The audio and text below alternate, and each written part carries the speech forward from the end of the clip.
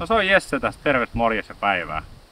Ampumalinjassa tällä kertaa niin tutkitaan vähän valtiontehtaiden vehkeitä ja niiden valmisteita. Meillä on Valmeti M62, Norinkon 56S, tai no mitä siitä on enää jäljellä, mitä siihen on modattuna. Katsotaanhan millaisia vehkeitä nämä valtiontehtaiden AK on.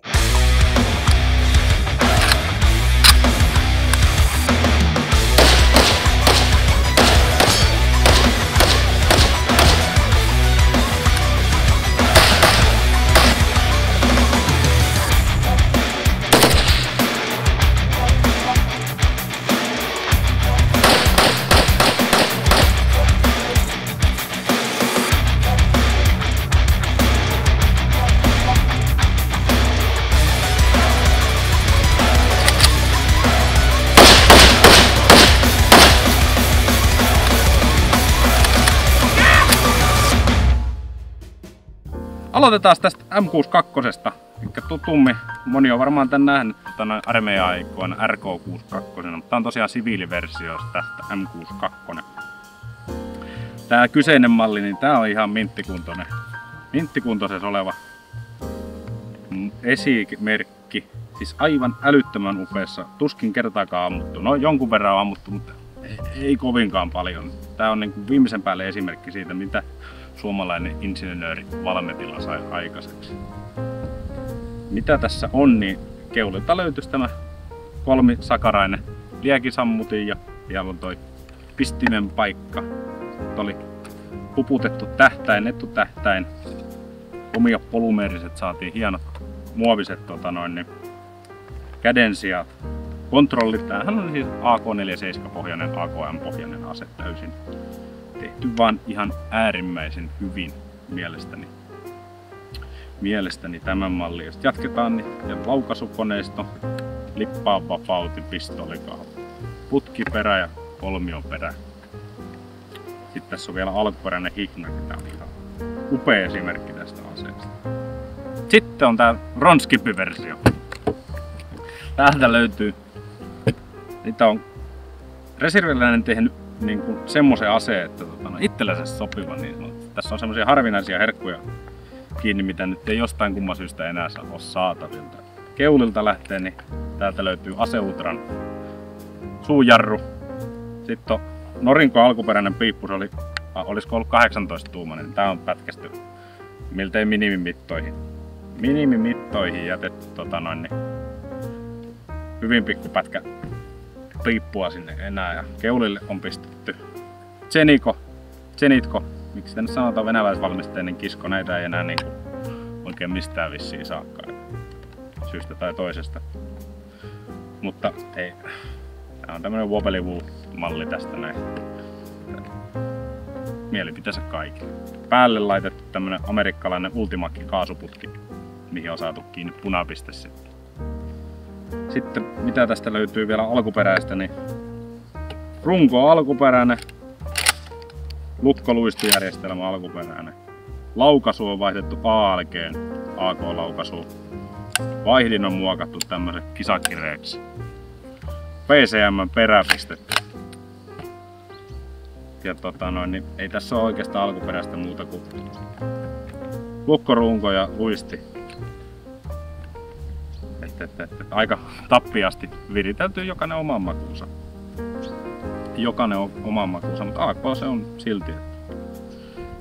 Mutta ajatuksena tänään, että tehdään muutama drilli ja katsotaan miten ne vertautuu niin käytännössä toisiinsa. Ammutaan vähän tarkkuutta ja sitten ammutaan pari toiminnallista harjoitetta, build-drillejä, mitä nyt keksitään kaikkia hauskoja. Lähdetään katsomaan.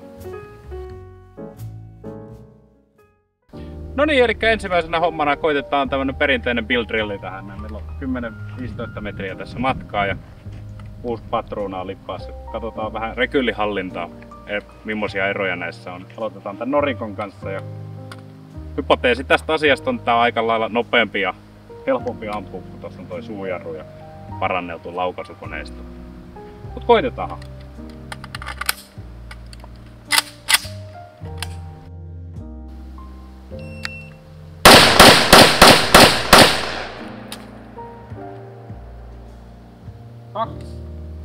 74. Sitten katsotaan Valmetin kanssa.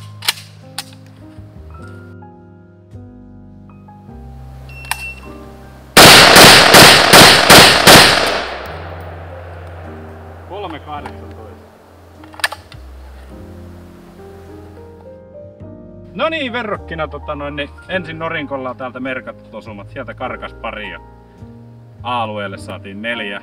Mut sitten Valmetilla meni yllätys vähän rauhallisemmin kuin ampus. Niin 1, 2, 3. Menikö yksi jopa ohi? Hetkonen. 1, 2, 3, 4, 5. Ei, siellä on kaikki 3 A:ta ja 2 Charlie. Et niinku jälleen kerran rauhallisuus kannatti.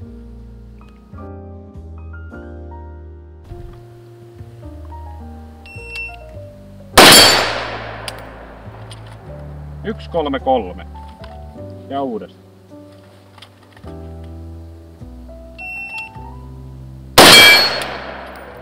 Yksi 60. Se meni yllättävän hyvin. Koitetaan sitten mitä Valmetti sanoo. No niin, sitten on Valmetin vuoro.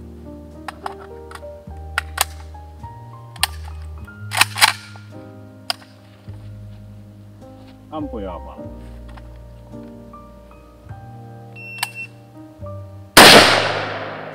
Ohi. Ei oo rautatähtäimiehiä päämiehiä. Koitetaan uudestaan. Ampuja on valmis.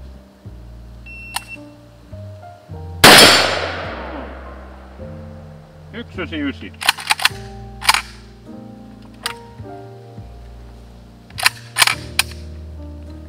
Semmonen se. Lähdetään seuraavaksi katsomaan, millaisia tarkkuuksia näistä saadaan.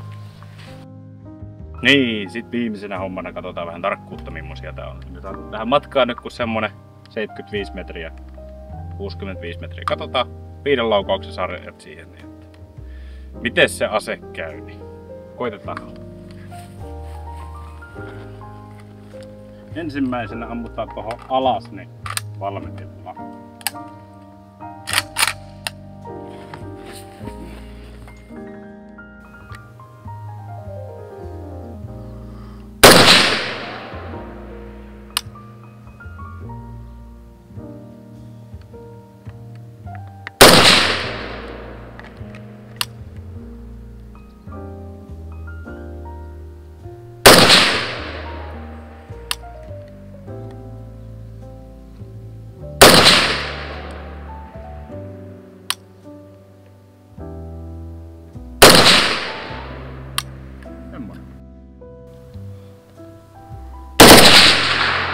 Oho. Ressu tuplat.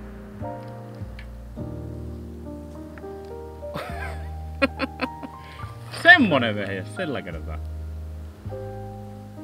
No, vetetään. Laittaa kampun lisää sarjaa.